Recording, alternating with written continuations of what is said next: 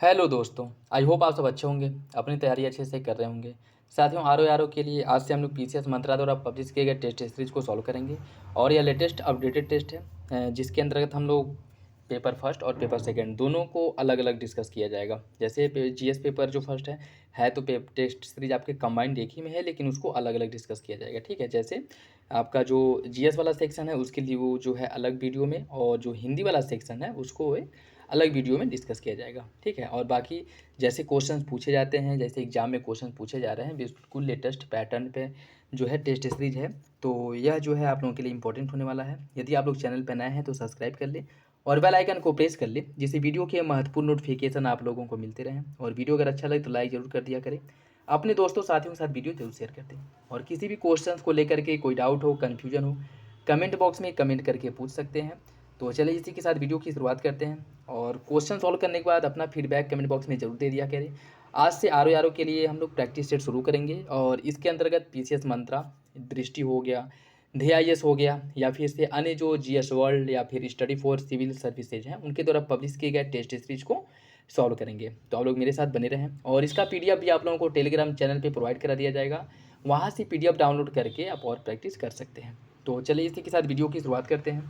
Question number first देखिए, Hindustan Republican association की स्थापना निम्नलिखित में से किस स्थान पर की गई थी? लाहौर, कानपुर, कलकत्ता या फिर इलाहाबाद? इसका जो सही आंसर है वो हो जाएगा आपका ऑप्शन बी, कानपुर में हिंदुस्तान रिपब्लिकन एसोसिएशन की स्थापना की गई थी। ठीक है, हिंदुस्तान रिपब्लिकन एसोसिएशन जो आपका एचआरए है, इसका स्थापना किया गया था कानपुर में। और इसकी स्थापना की अगर हम बात करें तो अगर मान लीजिए डेट भी पूछे तो अक्टूबर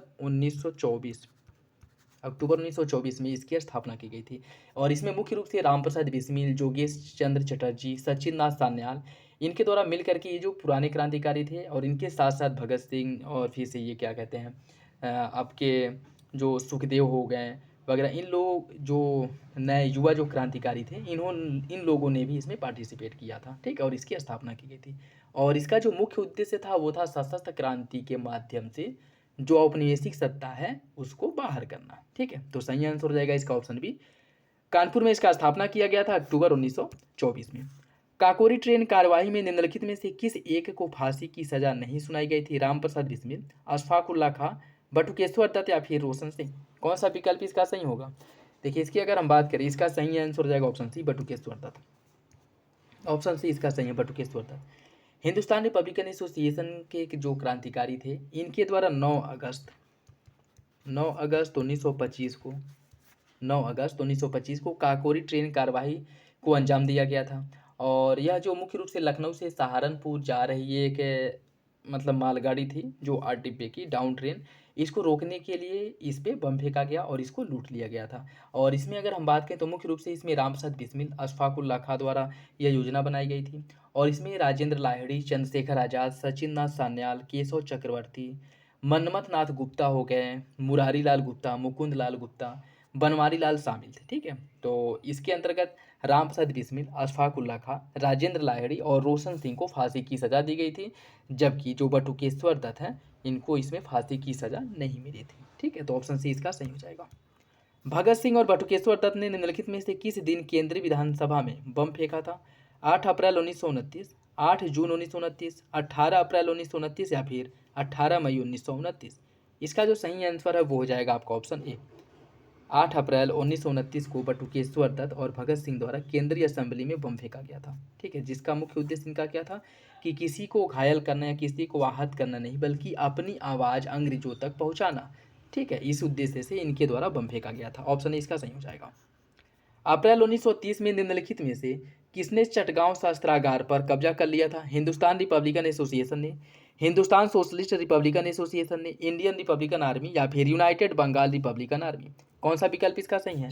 इसका जो सही आंसर है वो हो जाएगा आपका option C, Indian Republican Army द्वारा चटगांव शस्त्रागार पर क्या किया गया था? कब्जा किया गया था। और इसमें मुख्य रूप से 1930 में इसे अंजाम दिया गया था। 1930 में इसे अंजाम दिया गया था। और सूर्य सेन, जिन्हें उस समय लोग प्यार से मास्टर दा के नाम से भी पुकारते थे, इनके नेतृत्व में यह जो कार्रवाई है वो की गई थी। तो ऑप्शन सी इसका सही हो जाएगा। निम्नलिखित में से किन दो स्कूली छात्राओं ने जिलाधिकारी की गोली मारकर हत्या कर दी थी? प्रीति लता वाडेकर एवं कल्पना दत्त, सुनीति चौधरी और शांति घोष, कल्पना दत्त और बीना दास, या फिर सुनीति चौधरी और बीना दास।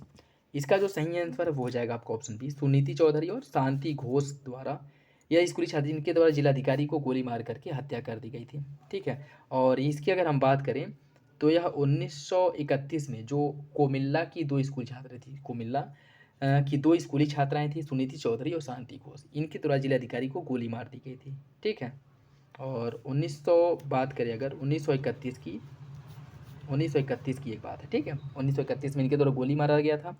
और अगर हम बात करें इसमें बीना दास की, बीना दास द्वारा उपाधि वितरण करते समय दीक्षांत समारोह में गवर्नर के ऊपर गोली चलाई गई थी। ठीक है, और यह इन्होंने 1932 में किया था। ठीक है, तो बीना दास ने 1932 में गवर्नर के ऊपर गोली चलाई थी, जबकि जिलाधिकारी को गोली मारकर जो हत्या की गई थी वह सुनीति चौधरी और शांति घोष द्वारा की गई थी। ठीक है, और इन्होंने 1931 में जिलाधिकारी को गोली मारकर उसकी हत्या कर दी थी, और बीना दास ने 1932 में गवर्नर के ऊपर दीक्षांत समारोह के समय गोली चलाई थी। ठीक है, तो याद रखिएगा, इंपॉर्टेंट है। वर्ष 1923 में ली आयोग की स्थापना किस लिए की गई थी? द्वैध शासन प्रणाली की निगरानी के लिए, भारतीय कृषि की स्थिति की जांच करने के लिए, भारतीय ग्रामीण अर्थव्यवस्था की स्थिति जांचने के लिए, या फिर भारतीयों के लिए सिविल सेवाओं में भर्ती के लिए। कौन सा विकल्प इसका सही होगा? देखिए, इसकी अगर हम बात करें, इसका जो सही आंसर है वो हो जाएगा आपका ऑप्शन डी, भारतीयों के लिए सिविल सेवाओं में भर्ती की पद्धति की जांच करने के लिए 1923 में ली आयोग का गठन किया गया था। ठीक है, 1923 में ली आयोग का गठन किया गया था, जो मुख्य रूप से सेवा जो नियुक्ति हो गए उसके साथ साथ सेवा की समान स्थिति के साथ साथ यूरोपीय और भारतीयों के लिए सिविल सेवाओं में भर्ती की पद्धति की जांच पड़ताल करके रिपोर्ट अपनी प्रस्तुत करने के लिए इसका गठन किया गया था 1923 में। ऑप्शन डी इसका सही हो जाएगा। 8 नवंबर 1927 को नियुक्त किए गए साइमन आयोग के विरोध का मुख्य कारण क्या था? आयोग में सभी सदस्य श्वेत थे, भारत में स्वशासन का निर्णय विदेशियों को लेना था, आयोग द्वारा मुसलमानों को सीटें आरक्षित की गई थी। ए और बी, कौन सा विकल्प इसका सही होगा? इसका जो सही आंसर हो जाएगा ऑप्शन डी, आयोग में सभी सदस्य जो है वो अंग्रेज थे, और भारत में स्वशासन का जो निर्णय है वो विदेशियों के लेना था। भारत को स्वशासन मिल रहा है, इसका निर्णय भारत लेगा या फिर बाहरी लोग लेंगे? तो इसका भी विरोध किया गया था। और लेकिन अगर इसकी मुख्य वजह पूछ ले कि मुख्य वजह इसका क्या था, तो इसका जो मुख्य वजह था यह था कि इस समिति में या इस आयोग में एक भी भारतीय सदस्य शामिल नहीं थे। ठीक है, तो सही आंसर हो जाएगा ऑप्शन डी। और 8 नवंबर 1927 को साइमन के अध्यक्षता में इसका गठन किया गया था, और इसके सभी जो 7 सदस्य थे वे विदेशी थे।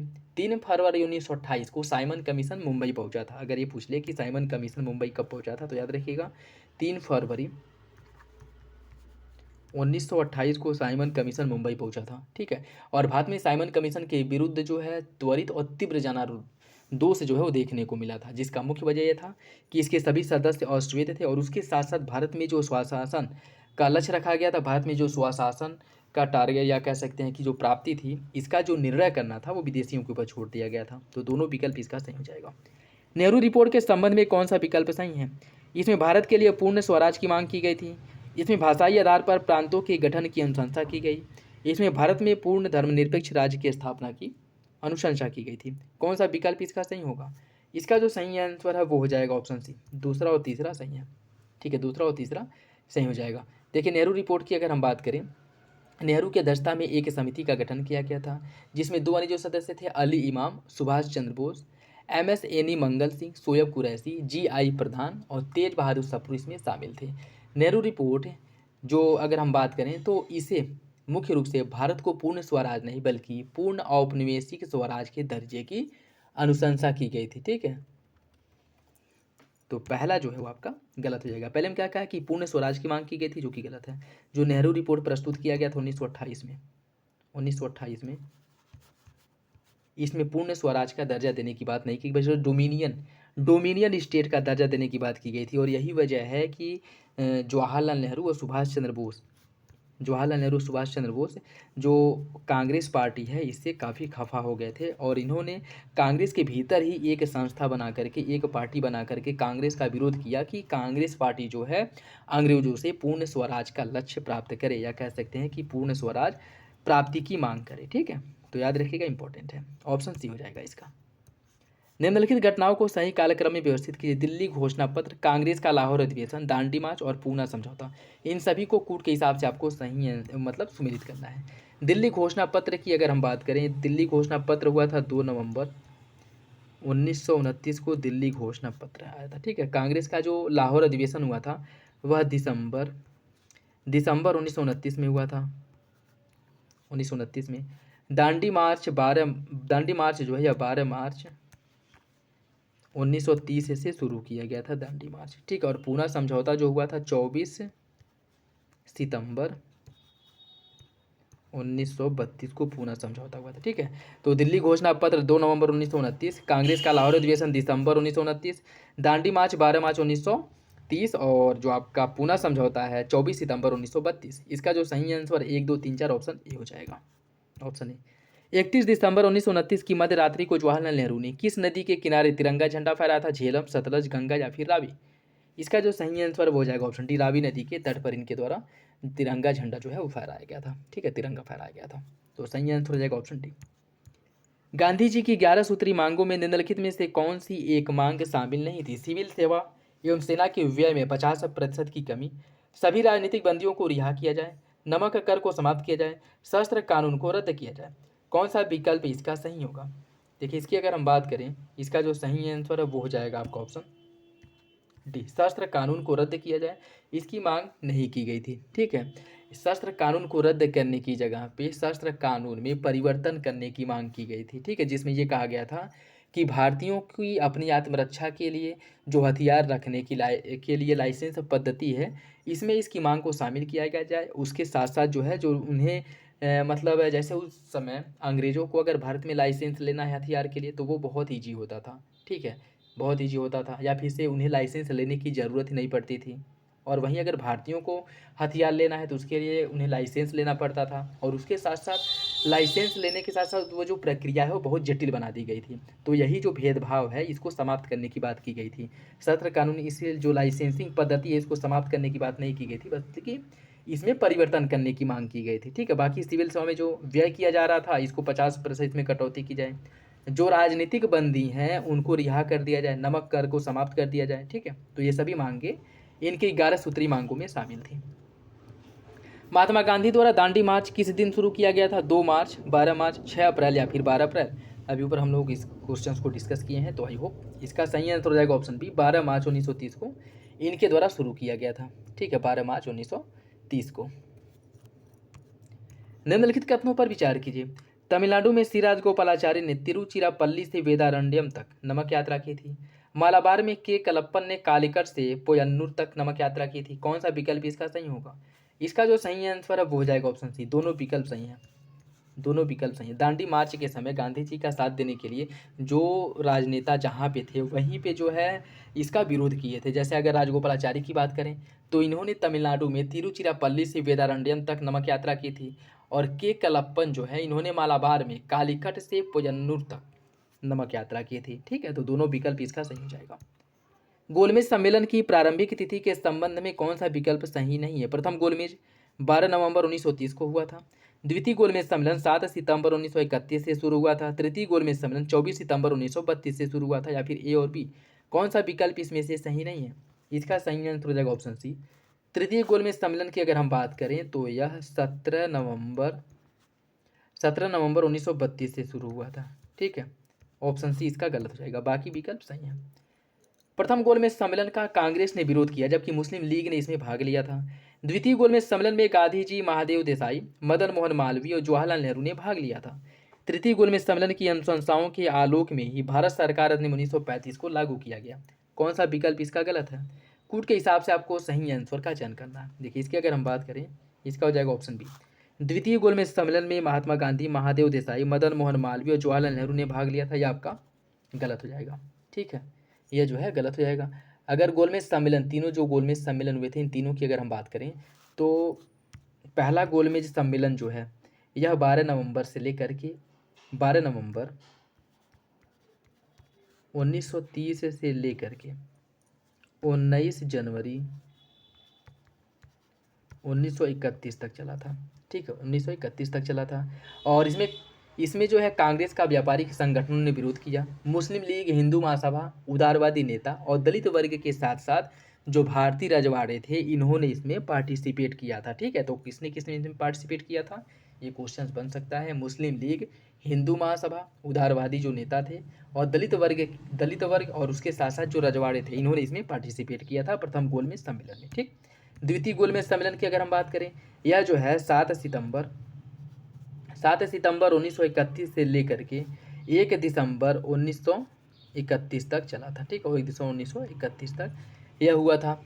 और इसमें महात्मा गांधी के साथ राजपूताना नामक जहाज से महादेव देसाई, मदन मोहन मालवीय, देवदास गांधी, घनश्याम दास बिरला और मीराबेन गए थी। जवाहरलाल नेहरू ने किसी भी गोलमेज सम्मेलन में पार्टिसिपेट नहीं किया था, याद रखिएगा। ठीक है, तो जवाहरलाल नेहरू इसमें शामिल नहीं थे। ठीक है, तो और तृतीय गोलमेज सम्मेलन की अगर हम बात करें, तृतीय गोलमेज सम्मेलन की अगर हम बात करें तो यह जो है 17 नवंबर से लेकर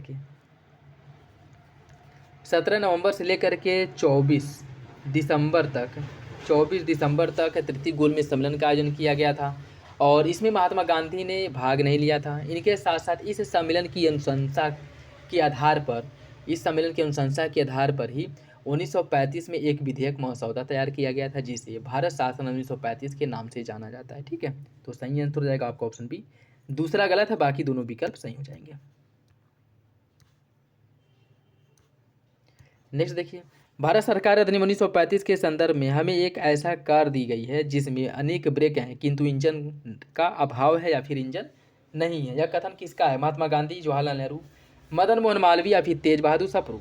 यह कथन जो है जवाहरलाल नेहरू ने कहा था कि भारत सरकार अधिनियम 1935 जो है एक ऐसे कार की भांति है जिसमें ब्रेक है लेकिन इंजन गायब है। ऑप्शन बी इसका सही हो जाएगा। निम्नलिखित में से किसे महात्मा गांधी ने अपना उत्तराधिकारी घोषित किया था, विनोबा भावे, जवाहरलाल नेहरू, वल्लभ भाई पटेल या फिर डॉक्टर राजेंद्र प्रसाद। इसका सही आंसर हो जाएगा ऑप्शन बी, जवाहरलाल नेहरू को।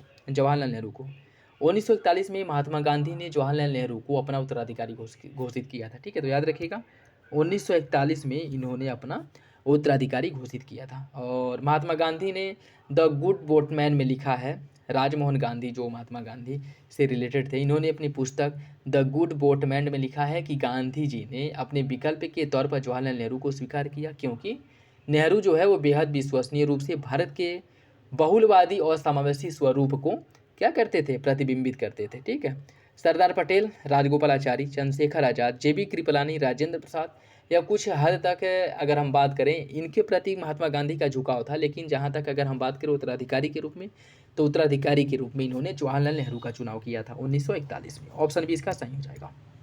भारत छोड़ो आंदोलन के प्रस्ताव को कांग्रेस के किस अधिवेशन में पारित किया गया था, लाहौर, ग्वालियर टैंक अधिवेशन, कानपुर अधिवेशन या फिर त्रिपुरी अधिवेशन। इसका सही आंसर हो जाएगा ऑप्शन बी, ग्वालियर टैंक अधिवेशन, जो कहाँ पे है, मुंबई में है। यहाँ पर 8 अगस्त 1942 को भारत छोड़ो आंदोलन प्रस्ताव को पारित किया गया था। ठीक है, तो इसका जो सही आंसर वो हो जाएगा ऑप्शन बी। और डेट याद रखिएगा, डेट इंपॉर्टेंट है, 8 अगस्त 1942। भारत छोड़ो आंदोलन के समय भारत के विभिन्न हिस्सों में स्थापित की गई समानांतर सरकारों के संदर्भ में निम्नलिखित कथनों पर विचार कीजिए। बलिया में एक सप्ताह के लिए चीतू पांडे के नेतृत्व में समानांतर सरकार का गठन किया गया। सतारा में स्थापित की गई समानांतर सरकार सबसे लंबे समय तक चली थी। कौन सा विकल्प इसका सही होगा, देखिए इसका जो सही आंसर हो जाएगा ऑप्शन सी, दोनों विकल्प समानांतर सरकार के बारे में सही है। सुभाष चंद्र बोस के राजनीतिक गुरु कौन थे, महात्मा गांधी, चित्तरंजन दास, गोपाल कृष्ण गोखले या फिर सरदार वल्लभ भाई पटेल। यह जो है आर में मतलब कह सकते हैं कि प्रीवियस ईयर क्वेश्चन है, क्योंकि आर में क्वेश्चन एक बार पूछा गया था। ठीक है, और सुभाष चंद्र बोस के जो राजनीतिक गुरु थे वो चित्तरंजन दास थे। ठीक, ऑप्शन बी इसका सही हो जाएगा। महाराजा रणजीत सिंह की खालसा सरकार में 5 मंत्री मुख्य रूप से प्रशासन में सहयोग करते थे। निम्नलिखित में से कौन विदेश मंत्री के पद पर नियुक्त किया गया था, भगवान दास, राजा ध्यान सिंह, फकीर अजीजुद्दीन या फिर उपरोक्त में से कोई नहीं। इसका सही आंसर कौन होगा, महाराजा रणजीत सिंह के विदेश मंत्री कौन थे यह बताना है। इसका जो सही आंसर हो जाएगा ऑप्शन सी, फकीर अजीजुद्दीन, यह महाराजा रणजीत सिंह के विदेश मंत्री थे। और महाराजा रणजीत सिंह के जो 5 मुख्यमंत्री थे इनकी अगर हम बात करें तो मुख्यमंत्री जो थे वो राजा ध्यान सिंह, विदेश मंत्री फकीर अजीजुद्दीन, रक्षा मंत्री हरि सिंह नलवा और अर्थ मंत्री भगवान दास। इसका सही आंसर सी हो जाएगा क्योंकि यह विदेश मंत्री थे अजीजुद्दीन। निम्नलिखित में से कौन सुमेलित नहीं है? अमात्य गुप्तचर व सूचना विभाग का अधिकारी था। सुमंत विदेश मंत्री था। सर ए सर सर ए नौबत है सर ए नौबत जो है सेनापति था। चिटनिस पत्राचार विभाग का अधिकारी था। कौन सा विकल्प इसमें से सही नहीं है? इसका जो सही आंसर है वो हो जाएगा आपका ए ऑप्शन ए अमात्य पंथ मजमूदार। अगर इसकी हम बात करें, यह जो है राज्य का अर्थ मंत्री होता था। ठीक है, यह जो है राज्य का अर्थ मंत्री था, न कि गुप्तचर। ठीक, बाकी अगर सूचना विभाग और गुप्तचर विभाग की हम बात करें तो वाक्यान्वीस जो है वह इससे संबंधित विभाग था। ऑप्शन ए इसका सही हो जाएगा।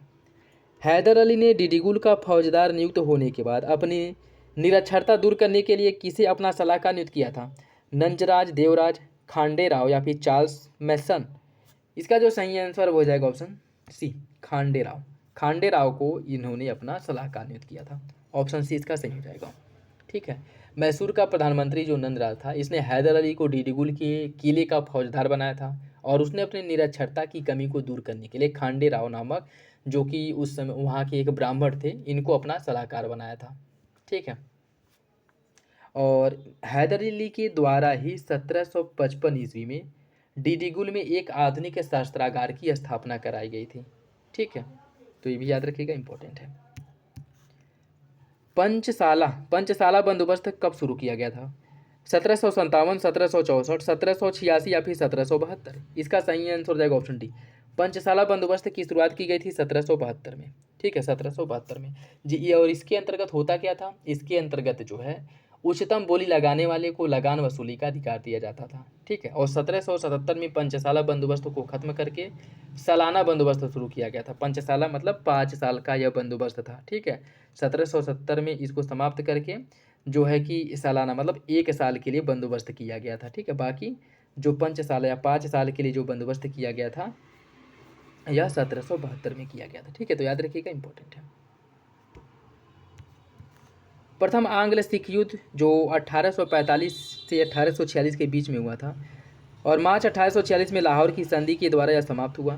कौन सा विकल्प इसमें शामिल नहीं है, सॉरी कौन सा जो है इसका सही नहीं है बताना है। इसमें जो संधि की गई थी उसमें कौन जो है एक शर्त शामिल नहीं थी, यह बताना है। ठीक है, महाराजा ने सतलज के पार के अपने समस्त प्रदेश हमेशा के लिए छोड़ दिए। 8 सिख सरदारों की एक परिषद अंग्रेज रेजिमेंट की अध्यक्षता में शासन के कार्यों के लिए नियुक्त की गई। लाहौर में हेनरी लॉरेंस के नेतृत्व में 1 वर्ष के लिए एक अंग्रेज रेजिडेंट की नियुक्ति की गई। सिख सैनिकों की संख्या 12,000 घुड़सवार और 20,000 पैदल सैनिकों तक सीमित कर दी गई तथा सिखों का 1.5 करोड़ रुपए युद्ध के दंड के रूप में देना पड़ा। कौन सा विकल्प इसमें से गलत है? देखिए, इसकी अगर हम बात करें, इसका सही आंसर हो जाएगा ऑप्शन बी। 8 सिख सरदारों की एक परिषद अंग्रेज रेजिमेंट की अध्यक्षता में शासन के कार्यों के लिए नियुक्त की गई थी, यह गलत है। ठीक है, देखिए इसकी अगर हम बात करें, इसमें जो भैरोवाल की संधि हुई थी, ठीक है, भैरोवाल की संधि हुई थी, शेष सभी शर्तें जो लाहौर की संधि से संबंधित थी। ये जो 8 सिख सरदारों की एक परिषद अंग्रेज रेजिमेंट की अध्यक्षता में शासन के कार्यों के लिए नियुक्त की गई थी, यह जो संधि हुआ था वह भैरोवाल की संधि के तहत यह क्या किया गया था, यह निर्णय लिया गया था। ठीक है, बाकी सभी जो संधियाँ हैं वह लाहौर की संधि के तहत किया गया था। ठीक है, बाकी जो बी है यह हुआ था आपका भैरोवाल की संधि के तहत, तो बी गलत हो जाएगा, बाकी विकल्प आपके सही हैं। शिवाजी के प्रांतीय प्रशासन में निम्न में से सबसे छोटा अधिकारी कौन था? पाटिल, हवलदार, सरह हवलदार या फिर कारकुन? इसका सही आंसर क्या होगा? देखिए, इसका जो सही आंसर है वो हो जाएगा आपका ऑप्शन ए पाटिल। पाटिल। शिवाजी का प्रांतीय प्रशासन के अंतर्गत प्रत्येक प्रांत महलों में विभक्त था। प्रांतों को महाल में विभक्त किया गया था और यहाँ के जो अधिकारी हैं उसको सर हवलदार कहा जाता था। महल जो है इसको तरफ में बांटा गया था, महल को बांटा गया था तरफों में। ठीक है, जो हवलदार के अधीन था और इसके अधीन जो है कारकुन नामक अधिकारी होते थे। पाटिल जो है या गाँव के मुखिया को पाटिल कहा जाता था। ठीक है, तो याद रखिएगा, इंपॉर्टेंट है। शिवाजी का अगर साम्राज्य की हम बात करें तो प्रांत जो था, प्रांत को बांटा गया था महाल में, महाल में। ठीक है, और महाल जो है महाल को बांटा गया था तरफों में, तरफों में। ठीक है, महाल को बांटा गया था तरफों में। ठीक, और तरफ जो है इसको बांटा गया था गाँव में। ठीक है, और सब अधिकारियों को भी याद रखिएगा। पाटिल जो है गांव का मुखिया की तरह कार्य करता था। ठीक है, और प्रांतीय प्रशासन यह जो है यह शिवाजी के अंतर्गत आता था। ठीक है, महाल की हम बात करें तो महाल जो है जो प्रांतों में विभक्त था, इसके अधिकारी को कहा जाता था सर हवलदार। और महल जो है या महाल जो है तरफों में बटा था और इसे हवलदार नियंत्रित करता था। ठीक है, हवलदार। और तरफ जो है गांव में बटा था जिसे पाटिल नियंत्रित करता था। तो इसका सही आंसर ये हो जाएगा। निम्नलिखित कथनों पर विचार कीजिए। अस्थायी बंदोबस्त या इस्तमरारी बंदोबस्त में लगान व्यवस्था को लेकर जानसोर व जेम्स ग्रांट के विचारों में एक रूपता थी। अस्थायी बंदोबस्त बिहार, बंगाल, उड़ीसा, उत्तर प्रदेश के वाराणसी एवं गाजीपुर व उत्तरी कर्नाटक के क्षेत्रों में लागू किया गया था। कौन सा विकल्प इसका सही होगा? इसका जो सही आंसर है वो हो जाएगा ऑप्शन बी। दूसरा सही है, पहला गलत है। अस्थायी बंदोबस्त या इस्तमरारी बंदोबस्त में लगान व्यवस्था को लेकर जानसोर व जेम्स ग्रांट के विचारों में एक रूपता थी, यह जो है गलत है। अस्थायी या इस्तमरारी बंदोबस्त की हम बात करें तो भूमि स्वामी को कर संग्रहकर्ता माना गया था, मतलब भूमि का जो मालिक है वह जमींदारों को भूमि का मालिक माना जाता था और लगान वसूली का अधिकार भी उन्हीं को प्राप्त था। ठीक है, और इस बिंदु को लेकर के या इस बात को लेकर के कि लगान वसूली का अधिकार जमींदारों को दिया जाए और इनका भूमि पर जो मालिकाना अधिकार है वह जमींदारों के पास ही रहे, इसको लेकर के जानसोर और जेम्स ग्रांट इन दोनों के बीच में परस्पर विरोध देखने को मिला था, न कि जो है क्या कहते हैं, न कि एक रूपता देखने को मिली थी। ठीक है, जबकि इनका मानना था, जैसे जो आपके जॉन सोर हैं, इनका मानना था कि जो अस्थाई बंदोबस्त है मजदूरों के साथ ही किया जाए और जमींदारों के साथ किया जाए और जमींदार को ही भूमि का मालिकाना अधिकार प्राप्त हो। जबकि जेम्स ग्रांट का मानना था कि जो जमींदार वर्ग है इससे जो अनुबंध है वो न करके सीधे किसानों से अनुबंध किया जाए और भूमि का जो मालिक है वो किसानों को ही माना जाए। इसी बात को लेकर के इनके बीच में विरोधाभास था। ठीक है, तो दूसरा आपका सही हो जाएगा, पहला गलत है। निम्नलिखित में से किसका संबंध तत्वबोधिनी सभा से नहीं था? राजेंद्र लाल मिश्र, अक्षय कुमार दत्त, ईश्वर चंद्र विद्यासागर या फिर बाल शास्त्री? इसका सही आंसर हो जाएगा ऑप्शन डी। तत्वबोधिनी सभा से बाल शास्त्री का संबंध नहीं था। ठीक है, तत्वबोधिनी सभा की अगर हम बात करें तो 1839 ईस्वी में देवेंद्रनाथ टैगोर द्वारा तत्वबोधिनी सभा का स्थापना किया गया था। राजेंद्र लाल मिश्र, अक्षय कुमार दत्त, ईश्वर चंद्र विद्यासागर सभी इसके सदस्य थे। बाल शास्त्री की अगर हम बात करें, इनका पूरा नाम बाल शास्त्री जाम्बेडकर है। इनके द्वारा 1837 में मुंबई दर्पण और 1850 में दिग्दर्शन नामक पत्रिका का क्या किया गया था, निकाला गया था पत्रिका। और यह जो है महाराष्ट्र में समाज सुधारकों में, महाराष्ट्र के जो समाज सुधारक हैं उसमें एक अग्रणी व्यक्ति के रूप में कार्य कर रहे थे उस समय। ठीक है, तो इनके द्वारा जो लिखी गई किताबें हैं वो याद रखिएगा। बाल शास्त्री जाम्बेडकर द्वारा 1837 में बम्बई दर्पण, 1840 में दिग्दर्शन नामक पत्रिका इन्होंने निकाला था और यह महाराष्ट्र के अग्रणी समाज सुधारक थे। ठीक है, ऑप्शन डी हो जाएगा। निम्नलिखित में से कौन सा कथन आर्य समाज के बारे में गलत है? स्वामी दयानंद सरस्वती द्वारा 1875 मुंबई में आर्य समाज की स्थापना की गई थी। इन्होंने वेदों की ओर लौटो का नारा दिया। आर्य समाज ने वर्ण व्यवस्था का समर्थन किया। आर्य समाज को दक्षिण भारत का ब्रह्म समाज कहा जाता है। कौन सा विकल्प इसमें से गलत है यह बताना है। देखिए, इसका जो सही आंसर है वो हो जाएगा आपका ऑप्शन डी। ऑप्शन डी इसका सही है। ऑप्शन डी इसका सही है। आर्य समाज को दक्षिण भारत का ब्रह्म समाज कहा जाता है या गलत है? ठीक है, आर्य समाज की अगर हम बात करें, यह जो है वेद समाज जिसके संस्थापक केसरी धरालू नायडू थे, इन्हें वेद समाज की स्थापना की प्रेरणा केशव चंद्र सेन से मिली थी और इनके द्वारा स्थापित वेद समाज को दक्षिण भारत का ब्रह्म समाज कहा जाता है। ठीक है, आर्य समाज का संबंध इससे नहीं है। ठीक, तो दक्षिण भारत का जो ब्रह्म समाज है वो कहा जाता है वेद समाज को, जिसकी स्थापना श्री धरालू नायडू ने किया था केशव चंद्र सेन की प्रेरणा से। ठीक है, तो ऑप्शन डी इसका गलत हो जाएगा। कौन सा विकल्प इसमें से सुनित ने प्रिंटर्स यूनियन स्थापना 1905, पोस्टल यूनियन 1907, बॉम्बे मिल हैंड्स एसोसिएशन 1890, मद्रास श्रमिक संघ 1980? कौन सा विकल्प गलत है? इसका सही आंसर हो जाएगा ऑप्शन डी, मद्रास श्रमिक संघ। मद्रास श्रमिक संघ की अगर हम बात करें तो वीपी वाडिया द्वारा 1908 में मद्रास जो आपका श्रमिक संघ है इसका स्थापना किया गया था। ठीक है, वीपी वाडिया ने 1908 में मद्रास श्रमिक संघ का स्थापना किया था। तो सही आंसर हो जाएगा ऑप्शन डी, यही गलत है। बाकी विकल्प आपके सही हो जाएंगे।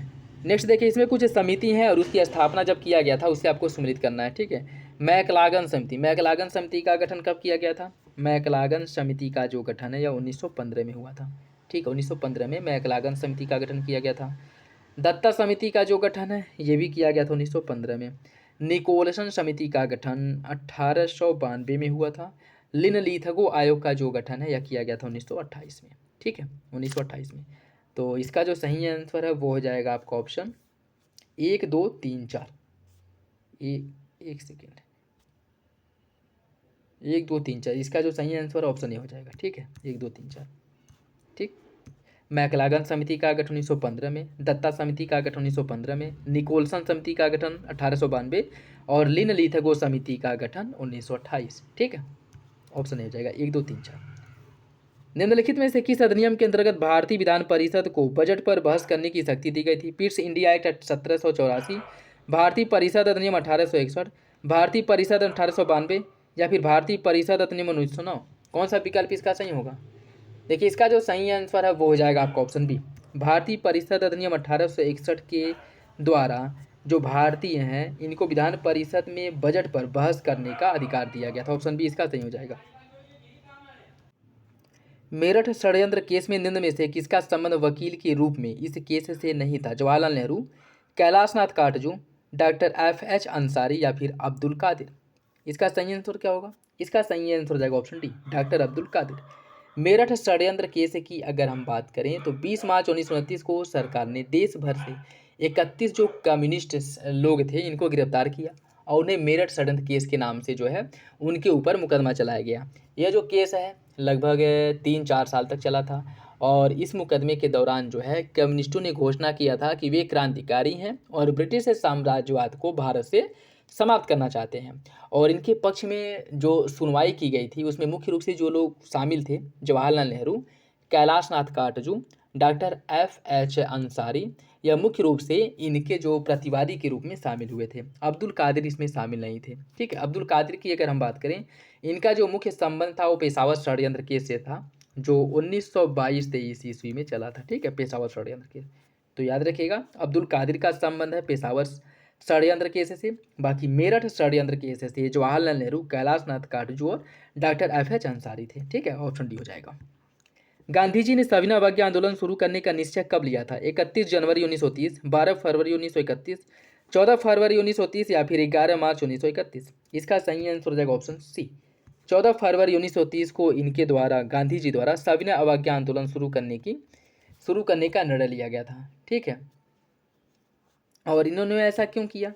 महात्मा गांधी द्वारा जो अपना 11 सूत्री मांग पेश किया गया था ये कि सरकार इनकी मांगों पर विचार करेगी और इनकी मांगों को मानेगी, लेकिन सरकार का इस पर कोई भी सकारात्मक रुख नहीं था। ठीक है, इसके विरोध में महात्मा गांधी ने कहा था कि इंतजार की घड़ी अब समाप्त हुई और अब जो है क्या किया जाएगा, सविनय अवज्ञा आंदोलन की शुरुआत की जाएगी। ठीक है, और फिर उसके बाद जो है 14 फरवरी 1930 को साबरमती में कांग्रेस की बैठक में महात्मा गांधी द्वारा सविनय अवज्ञा आंदोलन चलाने का निश्चय किया गया था। ठीक है, तो ऑप्शन सी इसका सही हो जाएगा। नेक्स्ट देखिए, इसमें सूची फर्स्ट को सूची सेकंड से सुनित करना है। फैजाबाद में 1857 की विद्रोह का नेतृत्व किसने किया था? मौलवी अहमदुल्ला ने। जगदीशपुर में कुंवर सिंह ने किया था। लखनऊ में बेगम हजरत महल ने किया था अपने अल्पवयस्क पुत्र विरजिस कादिर को लेकर के। और कानपुर में धोदो पंत या फिर नाना साहब ने इसका नेतृत्व किया था। तो इसका जो सही आंसर वो हो जाएगा ऑप्शन बी, 1 2 3 4, 1 2 3 4। बाकी अन्य जगहों पर 1857 की विद्रोह का नेतृत्व किसने किया था यह आप लोग देख लीजिए, क्योंकि ये क्वेश्चन जो है बार बार पूछे जाते हैं तो यह इंपॉर्टेंट हो जाता है। इलाहाबाद में लियाकत अली ने 1857 के विद्रोह का नेतृत्व किया था। फैजाबाद में मौलवी अहमदुल्ला ने। बरेली में खान बहादुर खान ने किया था। असम में मनीराम दत्त और कंदपेश्वर सिंह ने 1857 के विद्रोह का नेतृत्व किया था। उड़ीसा में सुरेंद्र शाही और उज्ज्वल शाही ने इसका नेतृत्व किया था। गोरखपुर में गजाधर सिंह ने 1857 की विद्रोह का नेतृत्व किया। मथुरा में देवी सिंह ने 1857 की विद्रोह का नेतृत्व किया था। ठीक है, नेक्स्ट क्वेश्चन देखिए, किस अधिनियम के द्वारा कंपनी के पदाधिकारी अपने शासकीय रूप से किए गए कार्यों के लिए उच्चतम न्यायालय के अधिकार क्षेत्र से बाहर हो गए थे? पिट्स इंडिया एक्ट 1784, 1793 का चार्टर एक्ट, 1813 का चार्टर एक्ट या फिर एक्ट ऑफ सेटलमेंट 1781? कौन सा विकल्प इसका सही है? इसका सही आंसर हो जाएगा option D, act of settlement act 1781। इसके द्वारा कंपनी के पदाधिकारियों को अपने शासकीय रूप में किए गए कार्यों के लिए अब उच्चतम न्यायालय के अधिकार क्षेत्र से बाहर कर दिया गया था। ठीक है, तो सही आंसर डी हो जाएगा। निम्न में से कौन सा युग में सुमेलित नहीं है? अलूरी सीताराम राजू, फराजी आंदोलन, कृष्ण दानजी पंडित, गडकरी विद्रोह, बुद्धो भगत, कोल विद्रोह, सिद्धो कान्हू, संथाल विद्रोह। कौन सा विकल्प इसमें से गलत है? इसका सही आंसर हो जाएगा ऑप्शन ए, अलारी सीताराम राजू। इनकी अगर हम बात करें, इन्होंने रंपा विद्रोह का नेतृत्व किया था। ठीक है, रंपा विद्रोह का इन्होंने नेतृत्व किया था और यह हुआ था कब? 1922 में रंपा विद्रोह हुआ था और इन्होंने इसका नेतृत्व किया था। बाकी गडकरी विद्रोह की हम बात करें, गडकरी विद्रोह 1844 में हुआ था। 1844 में हुआ था गडकरी विद्रोह। कोल विद्रोह हुआ था 1831-32 में कोल विद्रोह हुआ था। ठीक है, संथाल विद्रोह हुआ था 1855 में। 1855 में संथाल विद्रोह हुआ था। ठीक है, और बाकी जो फराइजी आंदोलन की बात करें, इसका नेतृत्व किया था हाजी शरीयतुल्लाह ने और यह जो है 1836 से लेकर के 37 तक चला था। ठीक है, तो सब याद रखिएगा, इंपॉर्टेंट है। इसका सही आंसर हो जाएगा ऑप्शन ए। जलियांवाला बाग हत्याकांड की जांच के लिए कांग्रेस ने एक समिति का गठन किया। तहकीकात कमेटी का गठन किया गया था। कौन इसके सदस्य के रूप में शामिल नहीं थे? मदन मोहन मालवीय, बाल गंगाधर तिलक, अब्बास तैयब जी या फिर पुपुल जयकर। इसका सही आंसर हो जाएगा ऑप्शन बी, बाल गंगाधर तिलक जो है इसमें शामिल नहीं थे। ठीक है, बाल गंगाधर तिलक इसमें शामिल नहीं थे। तहकीकात कमेटी का जो गठन किया गया था, इसके अध्यक्ष मदन मोहन मालवीय थे।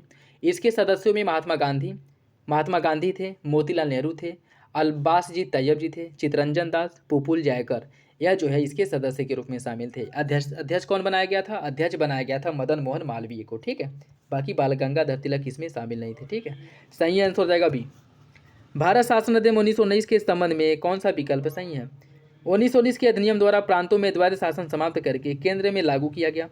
इस अधिनियम का तात्कालिक कारण 1916 में विस्तृत होम रूल आंदोलन और मेसोपोटामिया कमीशन की रिपोर्ट थी। कौन सा विकल्प इसका सही होगा? इसका जो सही आंसर है वो हो जाएगा ऑप्शन बी। दूसरा सही है, पहला गलत हो जाएगा।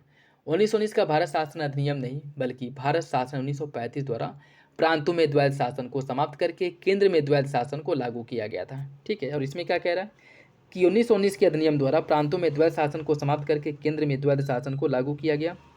1919 नहीं बल्कि 1935 द्वारा प्रांतों में द्वैध शासन को समाप्त करके केंद्र में द्वैध शासन को लागू किया गया था। तो पहला आपका गलत हो जाएगा, दूसरा सही है। राष्ट्रीय आंदोलन से जुड़ी निम्न घटनाओं को कालक्रम में व्यवस्थित कीजिए। अहमदाबाद मिल आंदोलन, लाला लाजपत राय की मृत्यु, चौरी चौरा कांड, स्वराज पार्टी की स्थापना। चौरी चौरा कांड, इन्हें जो है आपको व्यवस्थित करना है, कालक्रम में लगाना है। ठीक है, कालक्रम में इन्हें लगाना है। देखिए, इसकी अगर हम बात करें, सबसे पहले हुआ था अहमदाबाद मिल आंदोलन। अहमदाबाद मिल आंदोलन यह कब हुआ था? यह हुआ था आपका 1918 में। 1918 में। उसके बाद चौरी चौरा कांड हुआ था। अहमदाबाद मिल चौरी चौरा कांड हुआ था। उसके बाद कब हुआ था? चौरी चौरा कांड की अगर हम बात करें, यह 1922 में हुआ था। ठीक है, फिर स्वराज पार्टी का स्थापना किया गया था 1923 में। 1923 में जवाहरलाल मोतीलाल नेहरू और चितरंजन दास द्वारा मिलकर के इसका स्थापना किया गया था। ठीक है, उसको फिर लाला लाजपत राय की जो मृत्यु हुई थी वह 1928 में हुई थी। 1928 में। ठीक है, तो इसका सही आंसर हो जाएगा ऑप्शन सी, अहमदाबाद मिल हड़ताल या मिल मजदूर जो आंदोलन है, उसके बाद चौरी चौरा कांड, स्वराज पार्टी का स्थापना और लाला लाजपत राय की मृत्यु। ऑप्शन सी इसका सही है। भारत पर आक्रमण करने वाला पहला मुस्लिम शासक कौन था? मोहम्मद बिन कासिम, अल मसूदी गजनबी या फिर मोहम्मद गौरी। इसका सही आंसर हो जाएगा ऑप्शन ए, मोहम्मद बिन कासिम। यह भारत पर आक्रमण करने वाला पहला मुस्लिम आक्रमणकारी था। ठीक है, और इसके द्वारा सिंध और मुल्तान पर आक्रमण किया गया था 712 ईस्वी में। 712 ईस्वी में, और उस समय सिंध का जो शासक था वह राजा दाहिर था। ठीक है, ऑप्शन ए हो जाएगा। निम्नलिखित कथनों पर विचार कीजिए।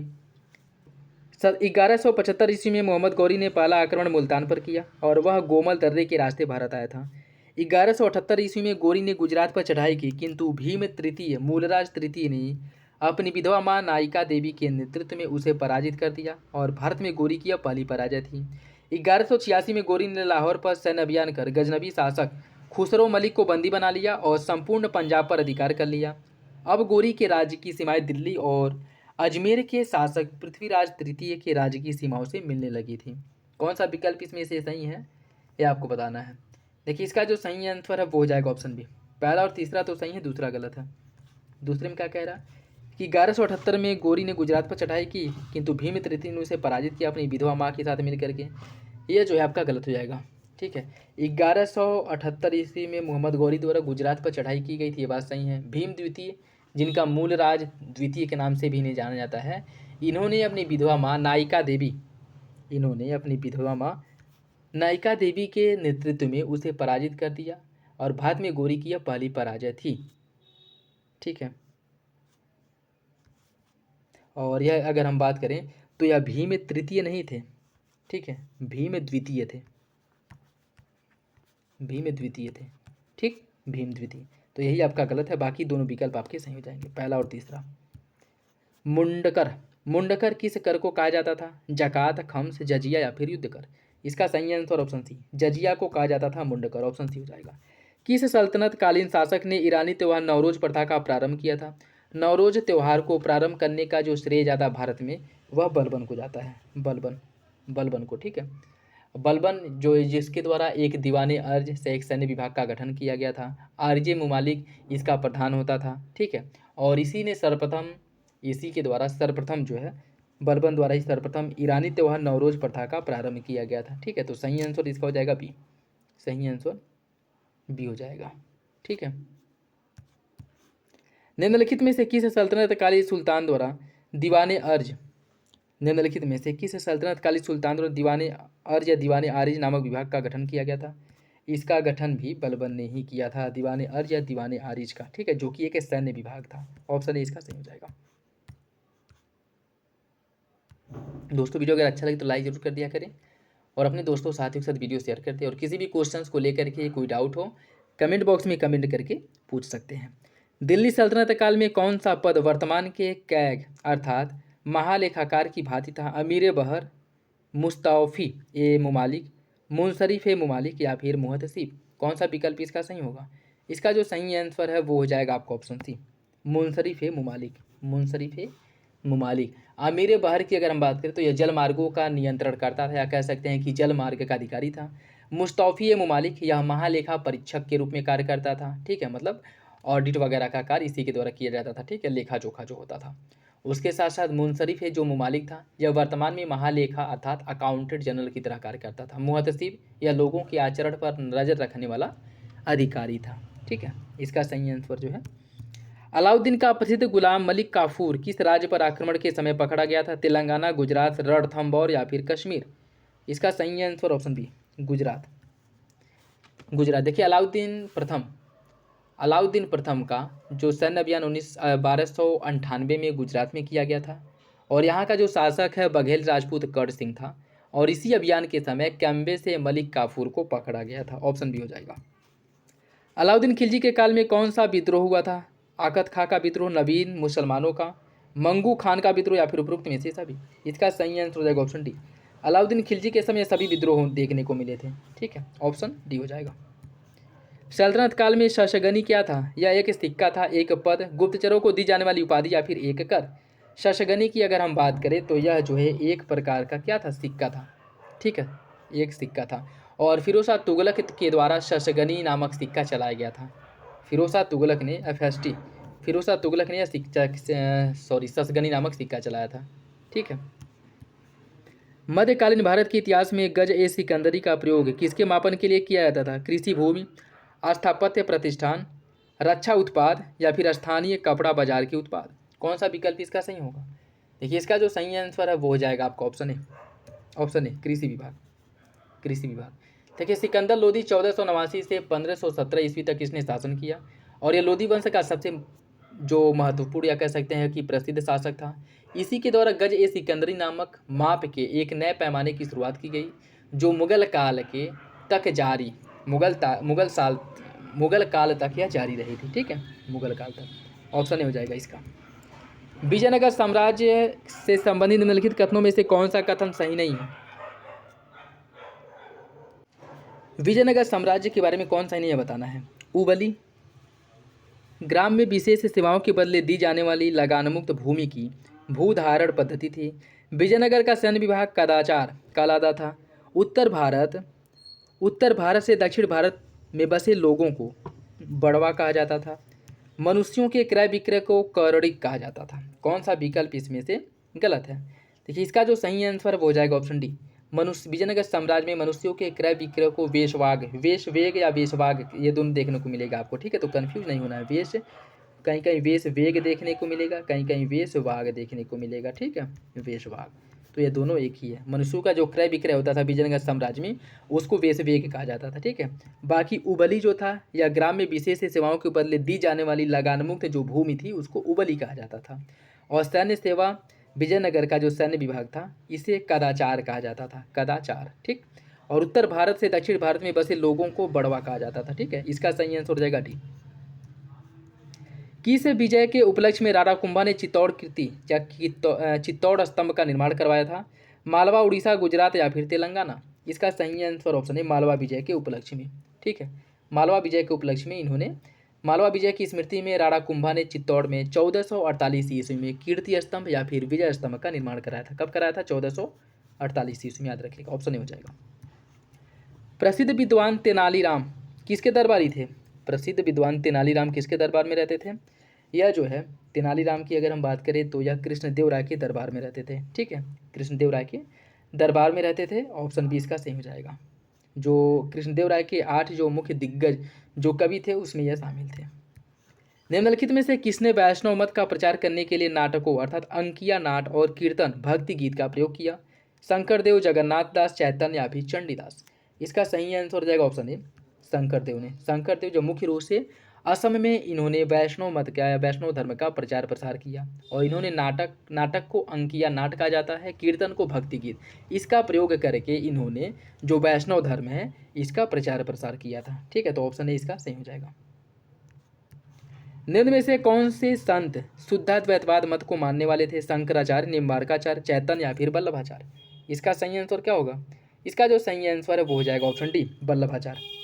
वल्लभाचार्य वल्लभाचार्य शुद्धाद्वैतवाद मत में विश्वास करते थे और इन्होंने अनेक धार्मिक ग्रंथ लिखे जिसमें सुबोधनी और सिद्धांत रहस्य इनकी प्रसिद्ध कृतियां हैं, याद रखिएगा। ठीक है, सुबोधनी और सिद्धांत रहस्य वल्लभाचार्य की प्रसिद्ध कृतियां हैं और यह जो है शुद्धाद्वैतवाद के प्रवर्तक थे या फिर थे उसके मानने वाले थे। भक्ति आंदोलन के किस संत ने अपने उपदेश संस्कृत के स्थान पर हिंदी में दिया था? रामानंद, रामानुज, शंकराचार्य या फिर माधवाचार्य? इसका सही आंसर हो जाएगा ऑप्शन ए रामानंद ने अपना जो उपदेश है वह संस्कृत की जगह हिंदी में दिया था और इसके पीछे रीजन क्या था कि हिंदी जो है जनमानस की भाषा थी, हिंदी को समझने वाले लोगों की संख्या अधिक थी और इन्हें ऐसा लगता था कि हिंदी के माध्यम से जो भक्ति आंदोलन है या जो भक्ति का प्रचार प्रसार है वो अधिक व्यापक स्तर पे हो सकता है, अधिक दूर तक हो सकता है। ठीक है, तो सही आंसर हो जाएगा ऑप्शन ए। ऐसे कौन से कृष्ण मार्गी संत थे जिन्होंने कृष्ण की मूर्ति पूजा का विरोध किया? मीराबाई, सूरदास, रैदास या फिर शंकरदेव? इसका सही आंसर ऑप्शन डी शंकरदेव। यह कृष्ण मार्गी संत थे और यह कृष्ण मूर्ति की पूजा का विरोध करते थे।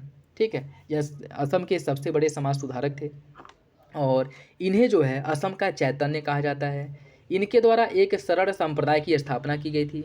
शंकरदेव ने निष्काम भक्ति पर जोर दिया और यही वजह है कि इन्होंने कृष्ण की मूर्ति पूजा का विरोध किया था। ठीक है, तो सही आंसर क्या हो जाएगा? Option D. बाकी शंकरदेव ने संस्कृत में भक्ति रत्नाकर पुस्तक की रचना की थी जिसका कालांतर में असमिया भाषा में अनुवाद किया गया था ठाकुर के नाम से। ठीक है, ऑप्शन डी हो जाएगा इसका, याद रखिएगा।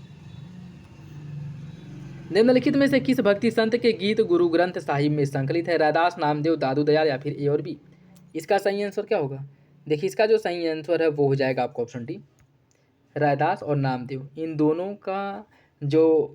के जो संकलन है या कह सकते हैं इन्हें गुरु ग्रंथ साहिब में संकलित किया गया है। ठीक है, इन दोनों की जो प्रवचन वगैरह हैं। ठीक है, और इसमें अगर हम बात करें जैसे सिख गुरु ग्रंथ साहिब में संग्रहित जैसे रविदास के 30 से अधिक भजन को इसमें रखा गया है। महाराष्ट्र के संत नामदेव के भजनों को भी इसमें शामिल किया गया है। ठीक है, तो सही आंसर हो जाएगा ऑप्शन डी।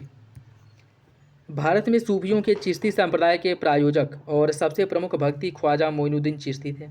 चिश्ती सिलसिले का नाम अजमेर के चिश्ती गांव से लिया गया है। कौन सा विकल्प इसका सही है? इसका सही आंसर हो जाएगा ऑप्शन सी, पहला सही है दूसरा गलत है। चिश्ती सिलसिले का जो नाम है वह अफगानिस्तान के चिश्ती गांव से लिया गया है, न कि भारत के। ठीक है, और इसकी स्थापना 10वीं शताब्दी ईस्वी में अबू इसाक शामी ने की थी। किसकी? चिश्ती संप्रदाय की स्थापना। ठीक है, कहाँ पे की थी? अफगानिस्तान में। ठीक, ऑप्शन सी हो जाएगा। बाबर द्वारा भारत पर कब्जा जमाने के क्रम में किए गए युद्धों को पहले से बाद क्रम में आपको लगाना है। खानवा, पानीपत, घाघरा और बाजौर, इन सभी को क्रम से लगाना है। ठीक है, देखिए इसकी अगर हम बात करें बाबर द्वारा जो खानवा का युद्ध लड़ा गया था यह 1527 में लड़ा गया था, 1527 में। पानीपत का युद्ध हुआ था 1526 में, 1526 में। घाघरा का युद्ध जो है यह 1529 में हुआ था। और बाजौर का जो युद्ध है यह 1519 में हुआ था। ठीक है, तो सही आंसर इसका हो जाएगा 4-2-1-3 ऑप्शन सी, 4-2-1-3 ऑप्शन सी हो जाएगा। निम्नलिखित में से कौन सा कथन सही नहीं है? खानवा के युद्ध में बाबर ने जिहाद की घोषणा की। चंदेरी का युद्ध 1528 में लड़ा गया। बाबर ने अपनी आत्मकथा में मगध का उल्लेख किया है। पानीपत के प्रथम युद्ध में बाबर ने इब्राहिम लोदी को पराजित किया था। कौन सा विकल्प गलत है? इसका सही आंसर ऑप्शन सी, बाबर ने अपनी आत्मकथा में मगध का उल्लेख किया है, यह गलत है। बाबर की आत्मकथा, जिसे तुजुके बाबरी के नाम से जाना जाता है, और इसने तुर्की भाषा या तर्की भाषा में इसकी रचना की है। ठीक है, इसे बाबरनामा भी कहते हैं। और इसने अपनी आत्मकथा बाबरनामा में 2 हिंदू राज मेवाड़ और विजयनगर का उल्लेख किया है। ठीक है, 2 हिंदू राज कौन कौन है? मेवाड़ है और विजयनगर है, जिसका उल्लेख इन्होंने किया है। तो सही आंसर हो जाएगा इसका ऑप्शन सी। निम्नलिखित में से किसके द्वारा बाबर द्वारा लिखित बाबरनामा का फारसी भाषा में अनुवाद किया गया था? फारसी भाषा में जो अनुवाद है बाबरनामा का, वो रहीम खान खाना और पायदा खान इन दोनों ने मिलकर के किया था। ठीक है, रहीम खान खाना और पायदा खान इन दोनों ने मिलकर के बाबरनामा का फारसी भाषा में अनुवाद किया था। ऑप्शन डी हो जाएगा। निम्नलिखित में से कौन सा असुमेलित है? बाबर का मकबरा है काबुल में, हुमायूं का मकबरा दिल्ली, अकबर का मकबरा सिकंदरा और जहांगीर का मकबरा दिल्ली। कौन सा विकल्प इसमें से गलत है? इसका जो सही आंसर वो हो जाएगा ऑप्शन डी, जहांगीर का जो मकबरा है वह कहाँ पे है? जहांगीर का मकबरा है लाहौर में, शाहदरा नगर के निकट। ठीक है, सही आंसर डी हो जाएगा। निम्नलिखित में से किस शासक द्वारा दिल्ली में पुराने किले के अंदर किला एक कुहना नामक मस्जिद का निर्माण कराया गया था? हुमायूं, शेरशाह सूरी, जहांगीर या फिर औरंगजेब? इसका जो सही आंसर हो जाएगा ऑप्शन बी, शेरशाह सूरी ने। शेरशाह सूरी द्वारा दिल्ली में पुराने किले का निर्माण कराया गया और इसी किले के अंदर में किला एक कुहना नामक मस्जिद का निर्माण कराया गया था। तो ऑप्शन बी इसका सही हो जाएगा। प्रसिद्ध संगीतज्ञ बैजू बावरा किस राजा के दरबार से संबंधित है? राजा मानसिंह, अलाउद्दीन खिलजी, अकबर या फिर बहलोल लोदी? इसका सही आंसर है ऑप्शन ए, राजा मानसिंह। राजा मानसिंह के दरबार से संबंधित है। ठीक है, बैजू बावरा जो भारत के ध्रुपद गायक थे और उन्होंने बैजनाथ प्रसाद और बैजनाथ मिश्र के नाम से भी इन्हें जाना जाता है। और यह ग्वालियर के राजा मानसिंह के दरबार के गायक थे और अकबर के दरबार के महान गायक तानसेन के समकालीन थे। याद रखिएगा, ऑप्शन ए इसका सही हो जाएगा। अकबर ने किस सन में फतेहपुर सीकरी की स्थापना की थी? फतेहपुर सीकरी की स्थापना अकबर द्वारा कब की गई थी? अकबर ने 1571 में फतेहपुर सीकरी की स्थापना किया था। ठीक है, और 1575 की अगर हम बात करें, इस समय 1575 में अकबर ने फतेहपुर सीकरी में ही इबादत खाने का निर्माण कराया था, इबादत खाना का निर्माण कराया था। ठीक है, 1582 में अकबर ने दीन ए इलाही का घोषणा किया, दीन ए इलाही, दीन इलाही का घोषणा किया। ठीक है, और 1573-74 में इसने मनसबदारी प्रथा को क्या किया था? प्रारंभ किया था। ठीक, तो यह जो है अकबर के काल से संबंधित कुछ महत्वपूर्ण फैक्ट है, याद रखिएगा, इंपॉर्टेंट है। बाकी इसका ऑप्शन ए हो जाएगा। निम्नलिखित में से किस मुगल शासक द्वारा सिजदा एवं पापोश की प्रथा को समाप्त किया गया था? हुमायूं, अकबर, जहांगीर या फिर शाहजहां? इसका सही आंसर ऑप्शन डी, शाहजहां ने इस प्रथा को समाप्त कर दिया था। ठीक है, ऑप्शन डी हो जाएगा।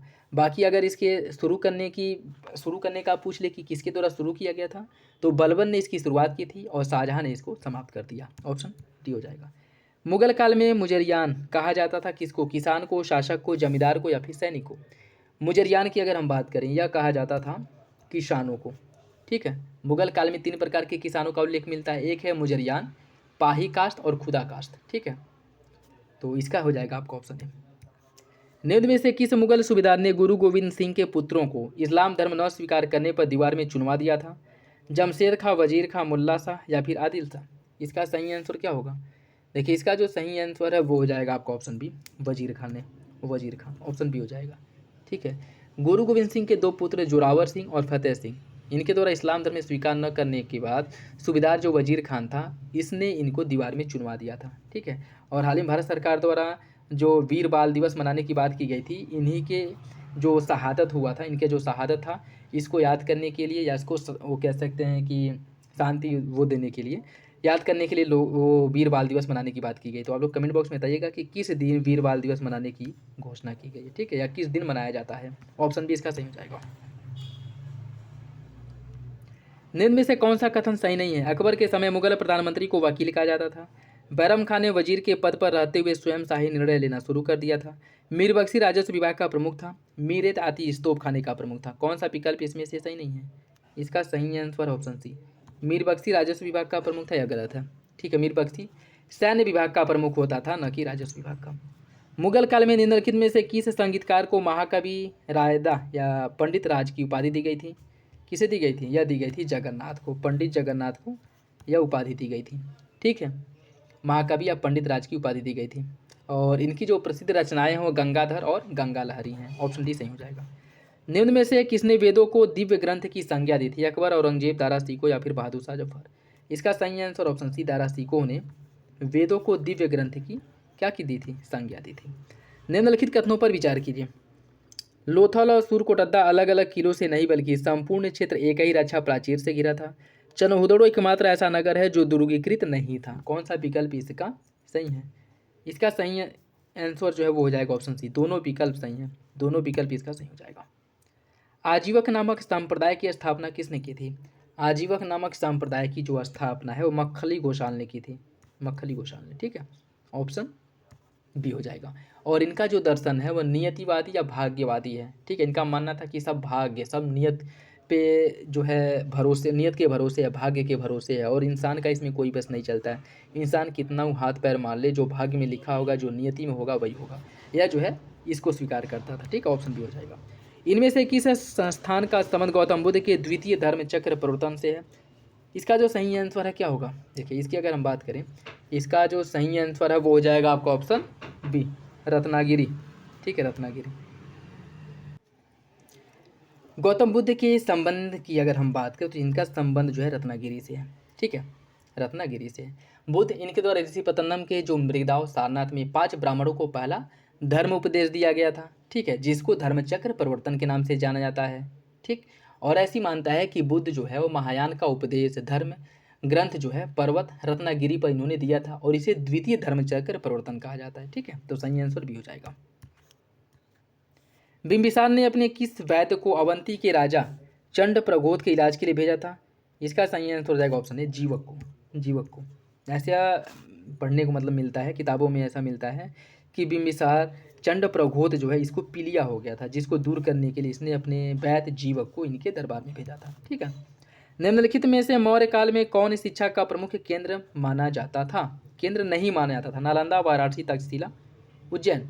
इसका जो सही आंसर है वो क्या हो जाएगा? देखिए, इसका जो सही आंसर है वो हो जाएगा option A. Option A, Maurya काल में जो वर्णाश्रम धर्म के अनुसार शिक्षा दिए जाने का उल्लेख मिलता है। इस काल में जो धर्म, व्याकरण, अर्थ और व्रत, राजनीति आदि की शिक्षा दी जाती थी। मौर्य काल में जो शिक्षा का प्रमुख केंद्र था वह वाराणसी, तक्षशिला और उज्जैन था। ठीक है, वाराणसी, तक्षशिला, उज्जैन मौर्य काल में शिक्षा का प्रमुख केंद्र था, जबकि नालंदा जो है यह गुप्त काल में शिक्षा का प्रमुख केंद्र था। नालंदा का स्थापना कुमारगुप्त ने किया था, तो यह जो है मौर्य काल से संबंधित तो होगा ही नहीं, क्योंकि गुप्त काल मौर्य काल के बाद आया था। ठीक है, तो यह तीनों आपके हो जाएंगे। बाघ गुफा कहाँ पर स्थित है? बाघ की जो गुफाएं हैं वो है आपके मध्य प्रदेश में। ठीक है, मध्य प्रदेश में, मध्य प्रदेश के धार जिले में यह स्थित है, और इसकी खोज जो है 1818 ईस्वी में डेजरफील्ड महोदय ने किया था। ठीक है, और इसमें मुख्य रूप से बौद्ध धर्म से संबंधित जो मूर्तियां हैं, जो प्रतीक हैं, वो देखने को आपको मिलेंगे। ऑप्शन भी हो जाएगा। निम्नलिखित में से गुप्तकालीन पश्चिमी तट के बंदरगाहों में कौन सबसे प्रमुख बंदरगाह था? सबसे प्रमुख जो बंदरगाह भड़ौच था। भड़ौच कहाँ पे है? वर्तमान समय में यह गुजरात में स्थित है। ठीक है, ऑप्शन बी इसका सही हो जाएगा। निम्नलिखित में से कौन सा वेदांग नहीं है? शिक्षा, व्याकरण, ज्योतिष या फिर सूत्र? कौन वेदांग नहीं है? देखिए, इसका जो सही आंसर है वो हो जाएगा आपका ऑप्शन डी, सूत्र वेदांग नहीं है। ठीक है, सूत्र जो है यह वेदांग में नहीं था। वेदांग जो है इस साहित्य के अंतिम ग्रंथ है। वेदांग मतलब जो वेदों के अंतिम समय में जहाँ वेद समाप्त होता है, सबसे लास्ट में जिसकी रचना की गई है उसको वेदांग कहा जाता है। ठीक है, और इसमें जो है अगर हम बात करें वेदांगों की संख्या तो इसे 6 भागों में बांटा गया है। ठीक है, ज्योतिष, निरुक्त, ठीक है, ज्योतिष जो है उनकी आँख, निरुक्त उनके कान, सिख उनकी नाक और व्याकरण उनका मुँह। ठीक है, किसकी जो है बताई गई हैं? ब्रह्मा की। ठीक है, ऑप्शन डी हो जाएगा। सूत्र इसमें शामिल नहीं है। यज्ञ और कर्मकांडों पर आधारित साहित्य कहलाता है।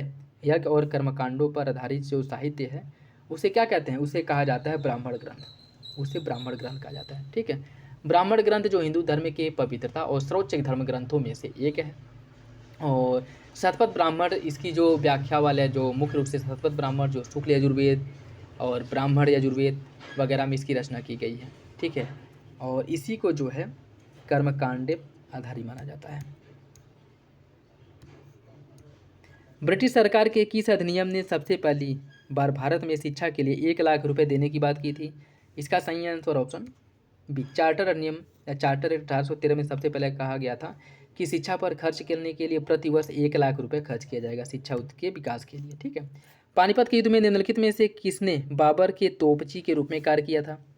पानीपत के युद्ध में बाबर के तोपची के रूप में इब्राहिम गारदी ने नहीं बल्कि उस्ताद अली और मुस्तफ़ा खान ने क्या किया था, कार्य किया था, ठीक है। तो सही आंसर हो जाएगा इसका ऑप्शन है। 1773 के विनियमन अधिनियम के बारे में कौन सा विकल्प सही है? इसने कोर्ट ऑफ डायरेक्टर्स के संविधान को बदल दिया और ब्रिटिश सरकार को उनके कार्यों के अधीन कर दिया। इसने कंपनी के नौकरों को उपहार और घूस प्राप्त करने से रोक दिया। कौन सा विकल्प इसका सही होगा?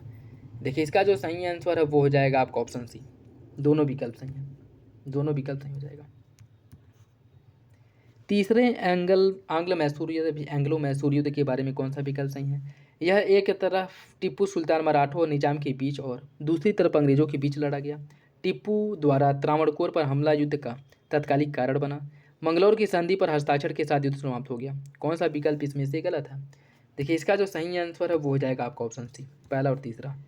यह जो है एक तरफ पहला जो प्रथम आंग्ल मैसूर युद्ध हुआ था उसमें जो है मराठे और निजाम यह जो है टिप्पू सुल्तान की तरफ से लड़े थे, ठीक है। मतलब उस समय हैदर अली था उसकी तरफ से लड़े थे, लेकिन उसके बाद अंग्रेज़ों ने इन्हें अपनी तरफ मिला लिया। और तृतीय युद्ध जो हुआ था उसमें जो मराठा निजाम है वो अंग्रेज़ों की तरफ से लड़े थे, तो ये आपका गलत हो जाएगा। और तृतीय आंग्ल जो मैसूर युद्ध है यह मंगलौर की सैन्य द्वारा नहीं बल्कि श्रीरंगपट्टनम की सैन्य द्वारा समाप्त हुआ था, ठीक है। श्रीरंगपट्टनम की सैन्य द्वारा समाप्त हुआ था। तो जो सही आंसर है वो हो जाएगा आपका ऑप्शन सी, ठीक।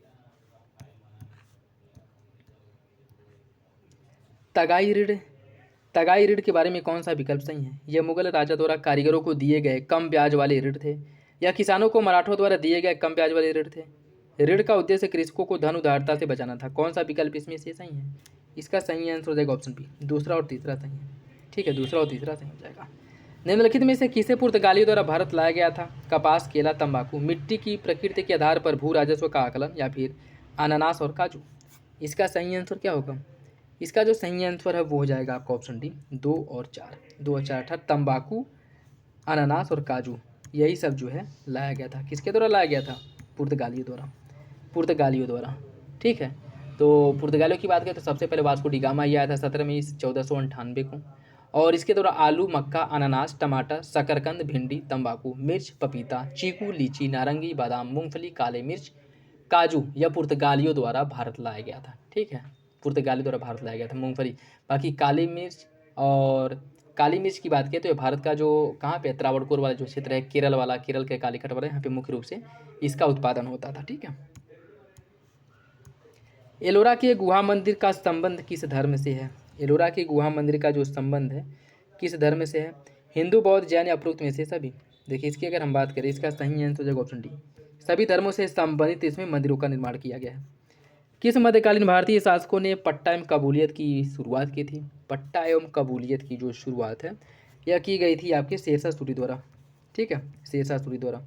यह कृषि विकास के लिए या कृषि की पैदावार बढ़ाने के लिए पट्टे पर जमीन देता था और उसे बदले में कबूलनामा लेता था, ठीक है। ऑप्शन सी हो जाएगा। कालक्रम से सम्मिलित करना है। बटलर समिति, राष्ट्रीय स्वयंसेवक संघ का स्थापना, कांग्रेस का बेलगांव अधिवेशन और साइमन कमीशन का भारत आगमन, ठीक है। देखिए हर्टोग बटलर, इसकी अगर हम बात करें हर्टोग बटलर के नेतृत्व में बटलर कमेटी का गठन किया गया था 1927 में इसका गठन किया गया था, ठीक है। और दूसरा आपका जो राष्ट्रीय स्वयंसेवक संघ है, राष्ट्रीय स्वयंसेवक संघ की जो स्थापना है इसकी अगर हम बात करें यह किया गया था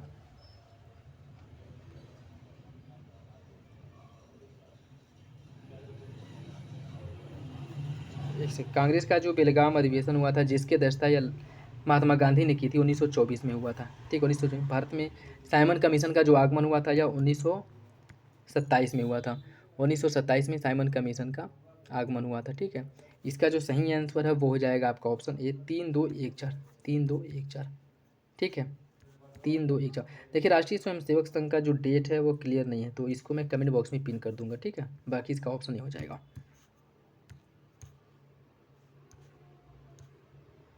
मौर्य काल में पाटलिपुत्र का प्रशासन 30 नागरिकों की सभा संचालित करती थी, जो 5-5 सदस्यों की 6 समितियों से संगठित थी। यह किसने कहा था? यह कथन जो है किसका है? यह कहा था मेगास्थनीज ने, मेगास्थनीज ने।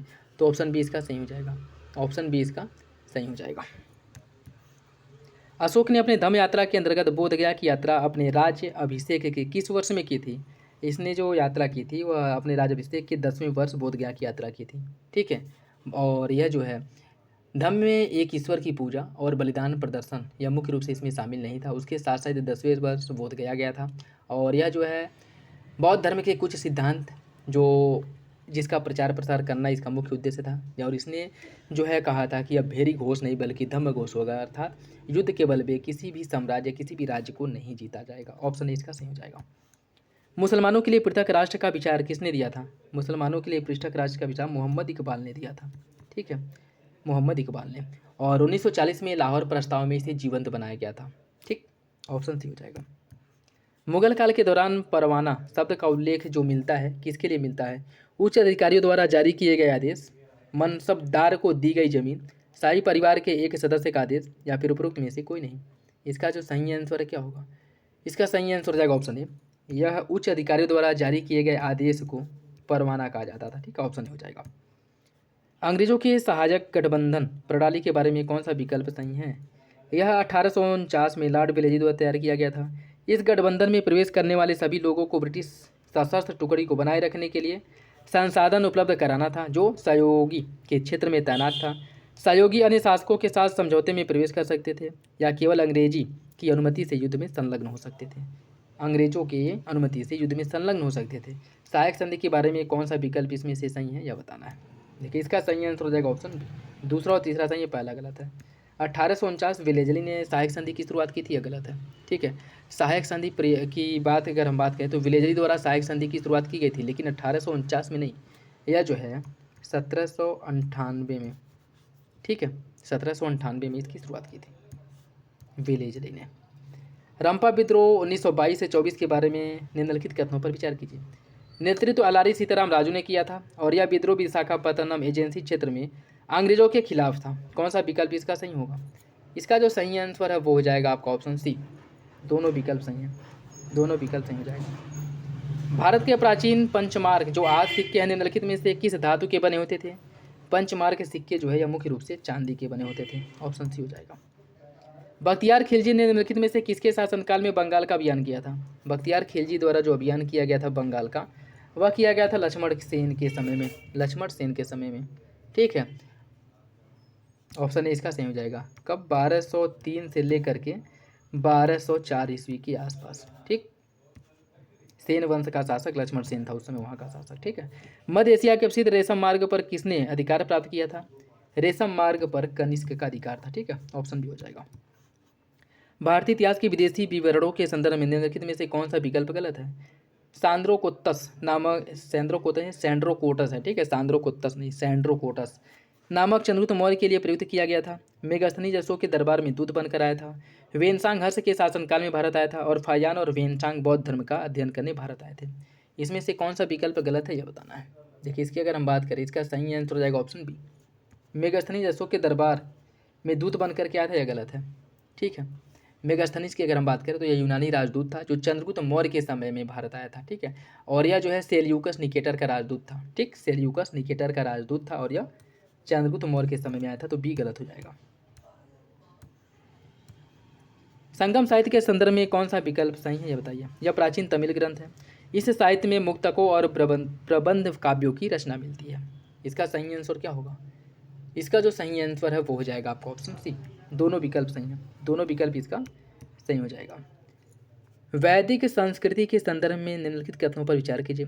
वज्रपति चरागाह का प्रधान, कुलपा परिवार का प्रधान, ग्रामीणी गांव का प्रधान, कौन सा विकल्प सही है? इसका सही आंसर हो जाएगा ऑप्शन डी। तीनों विकल्प सही हैं, तीनों विकल्प सही हो जाएंगे। निम्नलिखित में से कौन सा युग में सुमेलित नहीं है? तिभागा आंदोलन 1946-47 में हुआ था, मोपला विद्रोह हुआ था 1921 में, बंगाल में जो नील विद्रोह हुआ था 1859-60 में, और अहोम विद्रोह 1832 में। कौन इसमें से गलत है? इसका सही आंसर हो जाएगा ऑप्शन डी। ऑप्शन डी इसका गलत है। ठीक है, बात करें अगर अहोम विद्रोह की, ठीक है, अहोम विद्रोह जो है गोमधर कुंवर के नेतृत्व में अहोम विद्रोह जो है शुरू हुआ था, और 1832 नहीं बल्कि 1828 में हुआ था अहोम विद्रोह, जिसका नेतृत्व किया था गोमधर कुंवर ने। ठीक है, तो डी इसका गलत हो जाएगा। कूका आंदोलन की नींव पड़ी थी कहाँ पे? कूका आंदोलन की जो नींव है कहाँ पड़ी थी? कूका आंदोलन की नींव पड़ी थी पंजाब में। कब? 1940 में। ठीक है, 1940 में भगत जवाहरलाल और सियान साहब ने इसका नेतृत्व किया था। 1857 के विद्रोह के दौरान बहादुर शाह ने किसे साहब ए आलम बहादुर का खिताब दिया था? किसको दिया गया था? देखिए, यह जो खिताब वो दिया गया था बख्त खान को, बख्त खान को। ठीक है, ऑप्शन सी हो जाएगा 1857 की क्रांति के समय। निम्नलिखित में से वैदिक साहित्य का सही क्रम में लगाना है। जो वैदिक साहित्य दी गई हैं इनको सही क्रम में लगाना है। ठीक है, देखिए सबसे जो प्राचीन है वो वैदिक साहित्य है, फिर ब्राह्मण ग्रंथ, आरण्यक, फिर उपनिषद। उपनिषद जिसे सबसे अंत में लिखा गया था। ठीक है, जिसकी रचना सबसे अंत में हुई थी, तो ऑप्शन बी इसका सही हो जाएगा। सम्राट अशोक के अभिलेखों में प्रयुक्त हुई लिपियों के आधार पर निम्न विकल्पों में से कौन सा एक सही कथन है? ब्राह्मी खरोष्टी ग्रीक एवं देवनागरी, खरोष्टी ब्राह्मणी ग्रीक शारदा लिपि, ब्राह्मी खरोष्टी अरमाइक, या फिर देवनागरी अरमाइक ब्राह्मी और खरोष्टी। इसका सही आंसर क्या होगा? देखिए, इसके जो सही आंसर है वो हो जाएगा आपका ऑप्शन ब्राह्मी खरोष्टी और Aramaic, option C.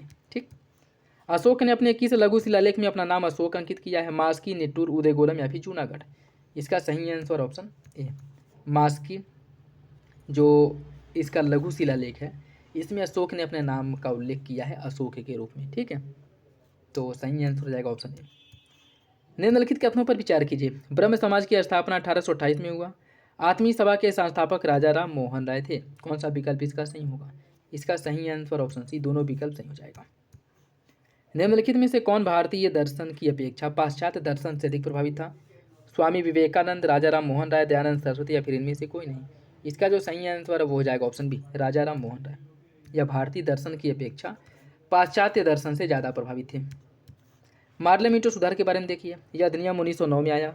Morley Minto सुधार का लक्ष्य 1892 के अधिनियम के दोषों को दूर करना। इस अधिनियम में भारत सचिव मार्ले थे और वायसराय मिंटो। कौन सा विकल्प इसका सही होगा? इसका जो सही आंसर है वो हो जाएगा आपका ऑप्शन डी, सभी कथन सही है। ठीक है, ऑप्शन डी हो जाएगा। 6 अप्रैल 1919 को निम्न में से किस बात का विरोध करने के लिए आम हड़ताल का आयोजन किया गया था? रॉलेट एक्ट 1919 ईस्वी का अधिनियम, जलियांवाला बाग हत्याकांड, फिर गांधी जी और अन्य नेताओं की गिरफ्तारी। इसका सही आंसर ऑप्शन है, रॉलेट एक्ट का विरोध करने के लिए। ठीक है, ऑप्शन ए हो जाएगा। रविन्द्रनाथ टैगोर ने नाइटहुड की उपाधि निम्नलिखित में से किस घटना के विरोध में वापस किया था? रविन्द्रनाथ टैगोर द्वारा जो नाइटहुड की उपाधि है वह जलियांवाला बाग हत्याकांड से आहत होकर के इन्होंने वापस कर दिया था। ठीक है, जलियांवाला बाग हत्याकांड जो 13 अप्रैल 1919 को हुआ था, ऑप्शन सी। किस क्रांतिकारियों का पिता की उपमा दी जाती है? किस क्रांतिकारी को क्रांतिकारियों का पिता कहा जाता है? इसका सही आंसर हो जाएगा ऑप्शन सी, श्यामजी कृष्ण वर्मा को। ठीक है, श्यामजी कृष्ण वर्मा को कहा जाता है। श्यामजी कृष्ण वर्मा को कहा जाता है जिनके द्वारा लंदन में 1906 में इंडिया हाउस का स्थापना किया गया था। ऑप्शन सी हो जाएगा। भारत में सिक्कों अर्थात मुद्रा का प्रचलन कब हुआ था? भारत में सिक्कों अर्थात जो मुद्रा है इसका प्रचलन कब किया गया था? 600 ईसा पूर्व में। ठीक, ऑप्शन सी 600 ईसा पूर्व में। निम्न शासकों के नामों पर विचार कीजिए। अजातशत्रु, बिंदुसार, प्रसेनजीत। कौन जो है एक दूसरे के समकालीन थे, ये आपको बताना है। कौन एक दूसरे के समकालीन थे? देखिए, इसकी अगर हम बात करें तो अजातशत्रु और प्रसेनजीत यह दोनों जो है एक दूसरे के समकालीन थे। ठीक है, ऑप्शन हो जाएगा इसका सी। 6ठी सदी ईसा पूर्व के दौरान बड़े राज्यों के उदय का मुख्य कारण क्या था? उत्तर प्रदेश और बिहार में व्यापक पैमाने पर लोहे का उपयोग, जनजातीय समाज में अधिक व्यवस्थित जीवन का मार्ग प्रशस्त करना, व्यापार एवं वाणिज्य का उल्लेखनीय विकास, या फिर इनमें से कोई नहीं। इसका सही आंसर हो जाएगा ऑप्शन ए, उत्तर प्रदेश और बिहार में व्यापक पैमाने पर लोहे का उपयोग। ठीक, ऑप्शन ए इसका सही है। परम भागवत की उपाधि किस गुप्त शासक ने धारण की थी? परम भागवत, परम भट्टारक, यह उपाधि किसके द्वारा धारण की गई थी? यह उपाधि चंद्रगुप्त द्वितीय ने धारण की थी। ठीक है, ऑप्शन सी हो जाएगा। नाट्यशास्त्र की रचना किसने की थी? नाट्यशास्त्र की जो रचना है वो भरत मुनि द्वारा की गई थी। ठीक है, भरत मुनि द्वारा नाट्यशास्त्र की रचना की गई थी। प्राचीन भारत में व्यापारियों के निगम को निम्न में से किस नाम से जाना जाता है? चतुर्वेदी मंगलम परिषद, अष्टदिग्गज या फिर मणिग्राम? इसका सही आंसर है option D. Option D Manigram. निम्न में से कौन सी धारणा बौद्ध, जैन एवं ब्राह्मण धर्मों में एक जैसी थी? कर्मवाद का सिद्धांत, आत्मरक्षा की अनश्वरता, ईश्वर में विश्वास या फिर कठोर तप वैराग्य? ब्राह्मण धर्म, बौद्ध धर्म और जैन धर्म एवं ब्राह्मण तीनों धर्मों में कौन सी एक विशेषता समान थी? वो थी कर्मवाद का सिद्धांत। ठीक, ऑप्शन ए हो जाएगा। निम्नलिखित प्राचीन भारतीय अभिलेखों में से कौन सा एक खाद्यान्न को देश में संकट काल में उपयोग हेतु सुरक्षित रखने के बारे में है? सौगौरा, अशोक का रुमिंदेई, प्रयाग या फिर चंद्र का मेहरौली? इसका सही आंसर ऑप्शन ए सौगौरा, जो ताम्रपत्र लेख है, जो मुख्य रूप से कहाँ पे है? गोरखपुर जिले में है। इसमें अकाल के समय जो यहाँ भंडागार बनाया गया था अनाज का, अन्नागार, इससे जो है लोगों की मदद करने की इसमें बात की गई है। ठीक है, ऑप्शन ए इसका सही हो जाएगा। ऑप्शन ए इसका सही हो जाएगा, सौगौरा ताम्रपत्र लेख। ठीक है, निम्न में से किस अभिलेख में काव्य शैली का प्राचीनतम नमूना देखने को मिलता है? काव्य शैली का जो प्राचीनतम नमूना है या किस में देखने को मिलता है? यह देखने को मिलता है रुद्रदमन के जूनागढ़ अभिलेख में। ठीक है, ऑप्शन ए इसका सही हो जाएगा। महापाषाण संस्कृति 1500 ईसा पूर्व से 1000 ईसा पूर्व हमें दक्षिण भारत के उस ऐतिहासिक युग से परिचित कराती है जब महापाषाण काल में उपयोग में लाए जाते थे। किसके उपयोग में लाया जाता था इस समय? अगर हम बात करें उपयोग की, तो इस समय बड़े पत्थरों से घेरी गई समाधियाँ या फिर कब्रों का उपयोग किया जाता था। ठीक है, ऑप्शन सी हो जाएगा। निम्न में से कौन सा युग में सुमिलित नहीं है? कौन सा युग में सुमिलित नहीं है यह बताना है। देखिए, इसकी अगर हम बात करें, हरिशेड हर्षवर्धन, यह जो आपका सुमेंद्र, बाकी रवि कीर्ति पुलकेशिन द्वितीय, दंडी नरसिंह वर्मन, भवभूति कन्नौज की सुबर्मन। ठीक है, बाकी हरिशेड की अगर हम बात करें, हरिशेड जो है यह समुद्रगुप्त के दरबारी कवि थे, न कि हर्ष के। ठीक है, किसके? समुद्रगुप्त के।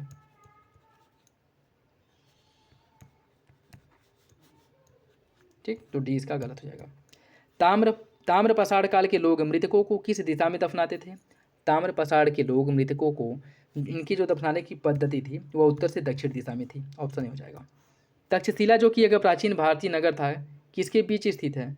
तक्षशिला यह सिंधु और झेलम नदी के बीच में स्थित एक दुर्ग के समान था। ऑप्शन डी हो जाएगा। निम्नलिखित का भारत में निम्नलिखित आने का जो सही क्रम है इनका बताना है आपको। आहत मुद्रा, जो चांदी के सिक्के, सोने के सिक्के, नगर संस्कृति, लोहे का हल, इन्हें जो है क्रम से लगाना है। देखिए, इसकी अगर हम बात करें तो ये हो जाएगा नगर संस्कृति, हड़प्पा सभ्यता। ठीक, लोहे का हल उसके बाद आ गया था, फिर आहत जो पंचमार के सिक्के है, फिर सोने का सिक्का। 3 4 2 1, ऑप्शन 20 का सही हो जाएगा। ठीक है, निम्न में से कौन सा सिद्धांत दर्शन से संबंध रखता है? सिद्धांत दर्शन से किसका संबंध है? एक सेकेंड, इसका जो है 3, सबसे पहले नगर स्थापना, फिर लोहे का हल, उसके बाद पंचमार के जो आहत सिक्के है, फिर सोने का सिक्का। 3 4 1 2। ठीक है, और निम्न में से कौन सा सिद्धांत दर्शन से संबंध रखता है? दर्शन से संबंध की अगर हम बात करें तो मीमांसा का जो संबंध है वो दर्शन से। ठीक है, ऑप्शन ए हो जाएगा। Option A. मेहरौली के लौह स्तंभ का संबंध निम्न में से किससे है? मेहरौली के लौह स्तंभ का जो संबंध है किस वंश के शासक से है? यह जो है गुप्त वंश के शासक से है। ठीक है, ऑप्शन ए हो जाएगा। ठीक, और ऐसा माना जाता है कि इसे जो है चंद्रगुप्त विक्रमादित्य द्वारा बनवाया गया है। डेक्कन एजुकेशन सोसाइटी नामक संस्था की स्थापना किसने की थी? डेक्कन एजुकेशन सोसाइटी की जो स्थापना है वह बाल गंगाधर तिलक द्वारा किया गया था। कब? 1884 में डेक्कन एजुकेशन सोसाइटी का स्थापना किया गया था। ठीक है, महाराष्ट्र में। निम्न में से किस स्तंभ लेख में समुद्रगुप्त की उपलब्धियों का वर्णन किया गया है? समुद्रगुप्त की उपलब्धियों का जो वर्णन है वह इलाहाबाद का जो लेख है, इलाहाबाद के स्तंभ शिलालेख में इसका उल्लेख किया गया। ठीक है, ऑप्शन ए हो जाएगा। आर्यभट्ट, बारामिहिर जैसे विद्वानों का संबंध निम्नलिखित में से किस वंश से है? आर्यभट्ट, बारामिहिर जैसे विद्वान जो हैं इनका जो संबंध है यह मुख्य रूप से गुप्त वंश के से संबंधित है। ठीक है, गुप्त वंश के। आर्यभट्ट जो प्राचीन काल के प्रसिद्ध गणितज्ञ थे, और इसी प्रकार बारामिहिर जो ईसा पूर्व 6वीं शताब्दी में भारतीय गणितज्ञ और खगोल शास्त्र के मुख्य रूप से क्या थे? यह वैज्ञानिक थे, और इनके द्वारा पंच सिद्धांतिका जो सबसे पहले बताया गया है कि अयनाश का मान 50.32 सेकेंड के बराबर होता है, और ये दोनों लोग के गुप्तकालीन क्या थे? गणितज्ञ और खगोल शास्त्री। भारत के गवर्नर जनरल को किस एक्ट के द्वारा अपनी समिति के निर्णयों को अस्वीकार करने का अधिकार दिया गया था? यह अधिकार इसे प्राप्त हो गया था 1786 के अमेंडमेंट एक्ट के माध्यम से। ठीक है, ऑप्शन सी इसका सही हो जाएगा। ऑप्शन सी। 1858 1858 की घोषणा में भारतीयों को बहुत सी चीज़ें दी जाने का आश्वासन दिया गया। निम्न आश्वासनों में से कौन सा ब्रिटिश शासन ने पूरा किया था? रियासतों को हड़पने की नीति को समाप्त करना, देशी रजवाड़ों की यथास्थिति बनाए रखना, भारतीय व यूरोपीय सभी प्रजा को समान व्यवहार, भारतीयों के सामाजिक और धार्मिक विश्वसनीय जो विश्वास हैं उसमें कोई हस्तक्षेप नहीं किया जाएगा। किसमें इन्होंने खरा उतरा था या किस अपने वादे को इन्होंने पूरा किया था? इसका सही आंसर हो जाएगा ऑप्शन बी, कि देशी रजवाड़ों की यथास्थिति बनाई रखी जाएगी, इसको इन्होंने पूरा किया था। ऑप्शन बी हो जाएगा। पार्लियामेंटो सुधार जो अंग्रेजों द्वारा लाया गया था, इसका मुख्य उद्देश्य क्या था? इसका मुख्य उद्देश्य था पृथक निर्वाचन प्रणाली। पार्लियामेंटो सुधार, ठीक है, पृथक निर्वाचन प्रणाली, ठीक है, पृथक निर्वाचन प्रणाली पार्लियामेंटो जो 1909 में आया था, ठीक है, ऑप्शन सी हो जाएगा। निम्न में से कौन कैबिनेट मिशन 1946 का सदस्य नहीं था? पैथिक लॉरेंस, एवी अलेक्जेंडर, स्टैफोर्ड क्रिप्स या फिर लॉर्ड एमरी?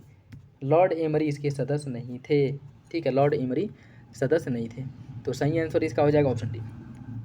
निम्न में से कौन मयूर सिंहासन पर बैठने वाला अंतिम मुगल सम्राट था? अकबर, औरंगजेब, मोहम्मद शाह या फिर जहांगीर शाह? इसका सही answer option C, Mohammad Shah, जिसे रंगीला बादशाह के नाम से भी जाना जाता है।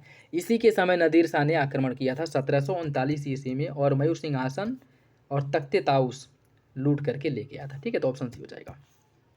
निम्नलिखित कथनों पर विचार कीजिए। गोत्र शब्द का सर्वप्रथम उल्लेख मिलता है ऋग्वेद में। गोत्र शब्द का अर्थ होता है रंग। कौन सा विकल्प सही है? इसका सही आंसर ऑप्शन ए। गोत्र शब्द का उल्लेख ऋग्वेद में मिलता है, सही है, लेकिन इसका मतलब रंग होता है या गलत है? ठीक है, गोत्र अथवा स्थान जहाँ समस्त कुल का गोधन पाला जाता है, रखा जाता है, उसका मतलब वो होता है, ठीक है। बाद में गोत्र शब्द का अर्थ हो गया एक ही मूल या पुरुष से उत्पन्न लोग, ठीक है। स्टार्टिंग में गोत्र शब्द का अर्थ था गोष्ठ अथवा वह स्थान जहाँ समस्त कुल का गोधन एक ही जगह पे रखा जाता था, ठीक है। तो समय समय पे इसमें चेंजिंग हुआ है, ऑप्शन ए इसका सही हो जाएगा। नेक्स्ट देखिए, और ये आज का लास्ट क्वेश्चन। निम्नलिखित में से किसे बौद्ध परंपरा में भावी बुद्ध माना गया है? मैत्रेय, पदमपाड़ी, अवलोकितेश्वर या फिर मंजूश्री? इसका सही आंसर क्या होगा? इसका जो सही आंसर है वो हो जाएगा आपका ऑप्शन ए, मैत्रेय को, ऑप्शन ए सही हो जाएगा, ठीक है। और ये था आज का last question. I hope video आप लोगों को अच्छा लगा होगा। देखिए, थोड़ी बहुत आवाज़ जो है बाहर की आवाज़ से हो सकता है कि आप लोगों को थोड़ा बहुत डिस्टर्बेंस हो, और नेक्स्ट वीडियो में कोशिश किया जाएगा कि वीडियो रिकॉर्ड करते समय ये आवाज़ें जो हैं ना आए और उस टाइम पे वीडियो रिकॉर्ड किया जाए, ठीक है। बाकी आप लोग मैनेज कर लीजिएगा और अपना फीडबैक कमेंट बॉक्स में जरूर दीजिएगा, और किसी भी क्वेश्चंस के लेकर के कोई डाउट हो तो कमेंट बॉक्स में कमेंट करके बता सकते हैं। बाकी ये वीडियो आप लोगों को कैसा लगा, अपना फीडबैक जरूर दीजिएगा। तो चलिए मिलते हैं अगली वीडियो में, तब तक के लिए धन्यवाद, जय हिंद।